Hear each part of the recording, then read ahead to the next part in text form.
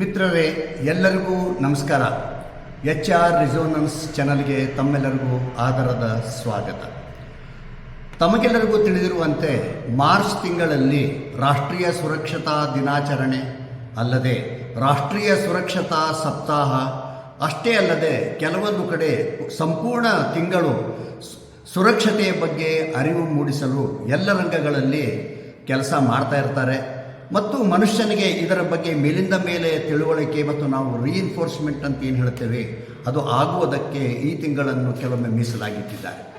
So ಇಂತಹ ಸಂದರ್ಭದಲ್ಲಿ ನನಗೆ ತಿಳಿದಿರುವಂತೆ ಕೆಲವೊಂದು ಸುರಕ್ಷತಾ ಕ್ರಮ ಮತ್ತು ಅಪಘಾತ ನಿಯಂತ್ರಣಗಳ ಬಗ್ಗೆ ನಾನು ಇವತ್ತು ತಮ್ಮ ಮುಂದೆ ಕೆಲವೊಂದು ವಿಚಾರಗಳನ್ನು ಹೇಳಲಿಕ್ಕೆ ಇಷ್ಟಪಡ್ತಾ ಇದ್ದೇನೆ.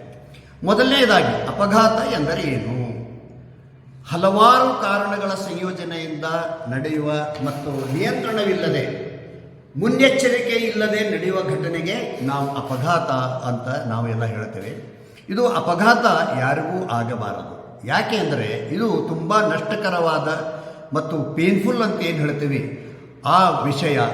ಇದನ್ನು ನಾವು ಮ್ಯಾಥಮೆಟಿಕಲಿ ಹೇಳಬೇಕಂದ್ರೆ ಗಣಿತದ ಚಿಹ್ನೆಗಳ ಅರ್ಥದಲ್ಲಿ ನಾವು ಹೇಳಬೇಕು ಅಂದರೆ ಕಾರ್ಮಿಕನ ನಷ್ಟಗಳನ್ನು ಕೂಡಿಸುವುದು ಅಂದರೆ ಹೆಚ್ಚು ಮಾಡುತ್ತೆ, ಸುಖವನ್ನು ಕಳೆಯುವುದು ಅಂದರೆ ಸುಖ ಕಡಿಮೆ ಮಾಡ್ತದೆ, ಖರ್ಚನ್ನು ಗುಣಿಸುವುದು ಎಂದರೆ ಅಧಿಕ ಮಾಡ್ತದೆ ಮತ್ತು ಸಂಸಾರ ಸಂತೋಷವನ್ನು ಭಾಗಿಸುತ್ತದೆ.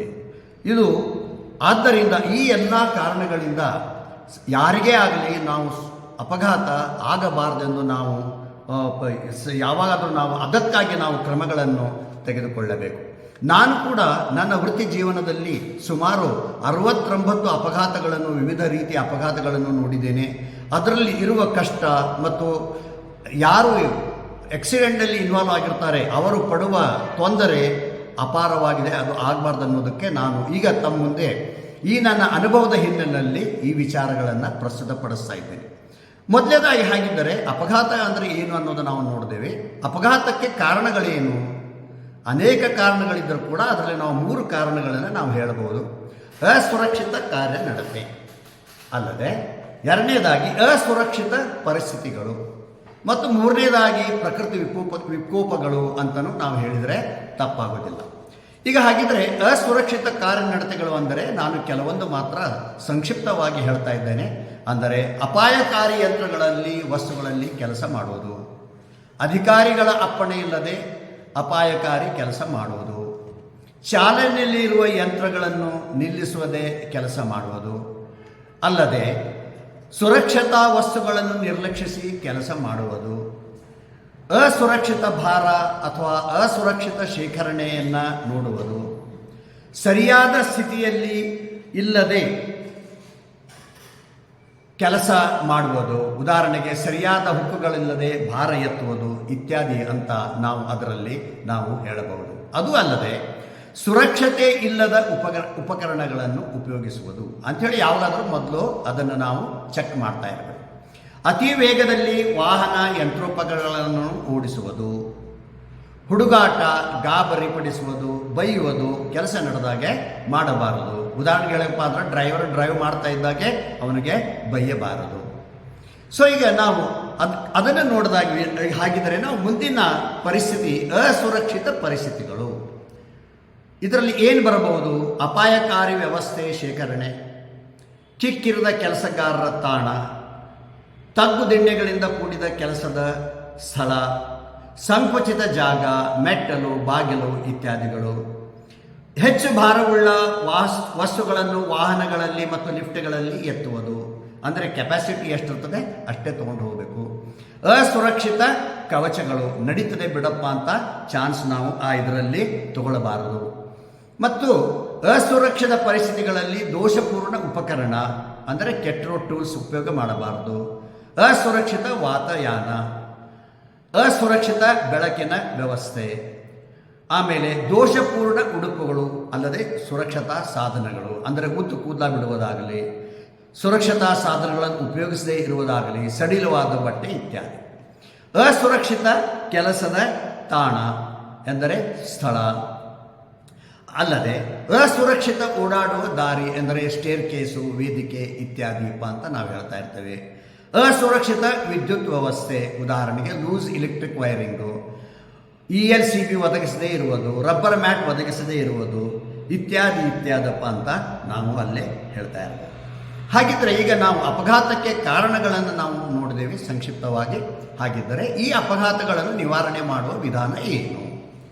ಮೊದಲನೇದಾಗಿ ತಾಂತ್ರಿಕ ವಿಧಾನ, ಎರಡನೇದು ಶಿಕ್ಷಣ ವಿಧಾನ, ಮತ್ತು ಮೂರನೇದು ಸುರಕ್ಷತಾ ಕ್ರಮಗಳನ್ನು ಜಾರಿಗೆ ತರುವುದು ಅಥವಾ ಸುರಕ್ಷತಾ ನಿಯಮಗಳನ್ನು ಪಾಲಿಸುವುದು ಅಂತ ನಾವು ಸಂಕ್ಷಿಪ್ತವಾಗಿ ಹೇಳಬಹುದು. ಹಾಗಿದ್ದರೆ ಇವುಗಳ ಬಗ್ಗೆ, ಸುರಕ್ಷತಾ ಕ್ರಮ ಪಾಲಿಸುವ ಬಗ್ಗೆ ಏನು ಅನ್ನೋದು ಸಂಕ್ಷಿಪ್ತವಾಗಿ ನೋಡೋದಾದರೆ, ಕಾರ್ಖಾನೆಯಲ್ಲಿ ಸುರಕ್ಷಿತವಾಗಿ ಕೆಲಸ ಮಾಡುವುದು ಎಲ್ಲರ ಜವಾಬ್ದಾರಿ. ಸಹಕಾರ್ಮಿಕರ ಸುರಕ್ಷತೆಗೆ ಧಕ್ಕೆ ಬರುವಂಥ ಸಂದರ್ಭ ಇದ್ದರೆ ಮೇಲಾಧಿಕಾರಿಗಳ ಗಮನಕ್ಕೆ ತರುವುದು. ಒತ್ತಡದ ಗಾಳಿಯನ್ನು ತಮ್ಮ ದೇಹ ಮತ್ತು ಬಟ್ಟೆಯನ್ನು ಸ್ವಚ್ಛಗೊಳಿಸಲು ಉಪಯೋಗಿಸಬಾರದು. ಅಂದರೆ ಕಂಪ್ರೆಸರ್ ಏರನ್ನು ನಮ್ಮ ಬಟ್ಟೆ ತೊಳೆಯಲಿಕ್ಕಾಗಲಿ ಧೂಳ ಉಪಯೋಗಕ್ಕಾಗಲಿ ತೆಗೆಯಬಾರದು. ಚಲಿಸುವಾಗ ನಿಗದಿತ ದಾರಿಗಳನ್ನೇ ಬಳಸಬೇಕು. ಆಮೇಲೆ ಯಂತ್ರಗಳ ಅಪಾಯಕಾರಿ ಭಾಗಗಳಿಗೆ, ಅಂದರೆ ಗಾರ್ಡ್ ಅಂತ ಹೇಳ್ತೇವೆ, ಒದಗಿಸದೇ ಇರುವುದು. ವರ್ಕ್ ಪರ್ಮಿಟ್ ಇಲ್ಲದೆ ಅಪಾಯಕಾರಿ ಕೆಲಸ ಮಾಡುವುದು, ಅಂದರೆ ವೆಲ್ಡಿಂಗ್ ಅದು ಮಾಡುವಾಗ ವರ್ಕ್ ಪರ್ಮಿಟ್ ಅದನ್ನೆಲ್ಲ ತಗೊಂಡಿರಬೇಕು ಇತ್ಯಾದಿ ಅಂತ ನಾವು ಇದರಲ್ಲಿ ಹೇಳ್ತಾ ಇರಬಹುದು. ಹಾಗಿದ್ದರೆ ಈ ಎಲ್ಲ ಅಪಘಾತ ತಪ್ಪಿಸಬೇಕಾದರೆ ನಾವು ಪಾಲಿಸಬೇಕಾದ ಸುರಕ್ಷತಾ ಅಭ್ಯಾಸಗಳು ಏನು? ಇದು ತುಂಬ ಮುಖ್ಯವಾಗಿರ್ತದೆ. ಈ ಹಿಂದೆ ಯಾವತ್ತೂ ನಮಗೆ ಅಪಘಾತ ಆಗಿಲ್ಲ, ಇಷ್ಟು ವರ್ಷ ಓಡಿಸ್ತಾ ಇದ್ದೇನೆ ಎಂದು ಅತಿ ಆತ್ಮವಿಶ್ವಾಸದಿಂದ ಕೆಲಸ ನಿರ್ವಹಿಸಬಾರದು. ಅತಿ ಆತ್ಮವಿಶ್ವಾಸ ಸಲ್ಲದು. ಮತ್ತು ಕೆಲಸ ಮಾಡುವಾಗ ಶಾಂತ ಮನಸ್ಸಿನಿಂದ ಮತ್ತು ಏಕಾಗ್ರತೆಯಿಂದ ಕೆಲಸ ನಿರ್ವಹಿಸಬೇಕು. ವಾತಾವರಣದಲ್ಲಿ ಜಾಗ್ರತೆಯಿಂದ ಮಿತಿ ವೇಗದಲ್ಲಿ ವಾಹನ ಚಲಿಸಬೇಕು, ಅಂದರೆ ಸ್ಪೆಸಿಫೈಡ್ ಸ್ಪೀಡಿಗೆ ಮಾತ್ರ. ತಮಗೆ ಒದಗಿಸಿರುವ ಸುರಕ್ಷತಾ ಸಾಧನಗಳನ್ನು ತಪ್ಪದೇ ಉಪಯೋಗಿಸಬೇಕು. ಸುರಕ್ಷತಾ ಸಾಧನಗಳನ್ನು ಕೊಟ್ಟಾಗೆ ಅದನ್ನು ಜೋಬ್ನಲ್ಲಾಗಲಿ ಟೇಬಲ್ ಮೇಲಾಗಲಿ ಡ್ರಾವರ್ನಲ್ಲಿ ಇಡೋದಲ್ಲ. ಆಯಾ ಕೆಲಸಕ್ಕೆ ತಕ್ಕಂತೆ ಯಾವುದು ಉಪಯೋಗಿಸಬೇಕು ಅದನ್ನು ಉಪಯೋಗಿಸಬೇಕು. ಯಂತ್ರಗಳು ಚಾಲನೆಯಲ್ಲಿರುವಾಗ ಯಾವುದೇ ರೀತಿಯ ಕ್ಲೀನಿಂಗ್ ಆಗಲಿ, ಸಿಕ್ಕಿಕೊಂಡ ವಸ್ತು ತೆಗೆಯುವುದು ಅಂಥ ಕೆಲಸಗಳನ್ನು ಮಾಡಬಾರದು. ಎಂದರೆ ಓಡುವ ಯಂತ್ರಗಳಲ್ಲಿ ಕೈ ಮತ್ತು ಬೆರಳು ಹಾಕಬಾರದು. ಆಮೇಲೆ ಸಹಕಾರ್ಮಿಕರೊಂದಿಗೆ ಕುಚೇಷ್ಟೆ ಆಗಲಿ, ಹುಡುಗಾಟ ಆಗಲಿ ಅನೇಕ ಸಾರಿ ಮಾಡ್ತಾರೆ. ಸ್ಕ್ರೂ ಡ್ರೈವರ್ ಒಗೆಯೋದು, ಎಳೆಯೋದು, ಕೂದಲು ಎಳೆಯೋದು, ಬಟ್ಟೆ ಒಗೆಯೋದು ಇತ್ಯಾದಿ ಇತ್ಯಾದಿ ಕೆಲವೊಂದು ಉದಾಹರಣೆಗಳನ್ನು ನಾವು ಹೇಳಬಹುದು. ಅಂಥ ಕೆಲಸಗಳನ್ನು ನಾವು ಮಾಡಬಾರದು. ಮಿತ್ರರೇ, ಈ ರೀತಿಯ ನಾವು ನಿಯಮಗಳನ್ನು ತಿಳಿದುಕೊಂಡು ಪಾಲಿಸಿ ಆಚರಿಸಿದ್ದೇ ಆದರೆ ನಾವು ಸುರಕ್ಷಿತವಾಗಿ ನಾವು ಕೆಲಸ ಮಾಡಲಿಕ್ಕೆ ಸಾಧ್ಯ ಇದೆ. ಅಪಘಾತಗಳನ್ನು ನಾವು ತಪ್ಪಿಸಬಹುದು.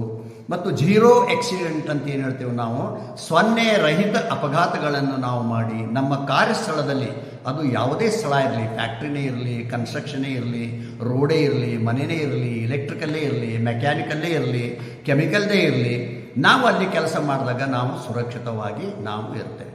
ಮತ್ತು ಇದು ಇನ್ನೊಂದು ತಿಳ್ಕೊಳ್ಬೇಕು, ಸುರಕ್ಷತೆ ಅನ್ನೋದೇನಿದೆ ಇದೇನು ಹೊಸ ವಿಷಯ ಏನಲ್ಲ.